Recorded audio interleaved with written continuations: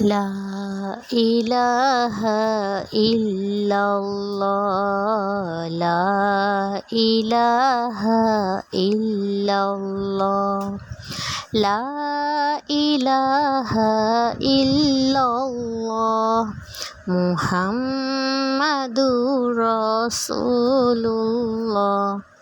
কোনো খালিক নেই তুমি ছাড়া, কোনো মালিক নেই তুমি ছাড়া, কোনো মাশুক নেই তুমি ছাড়া।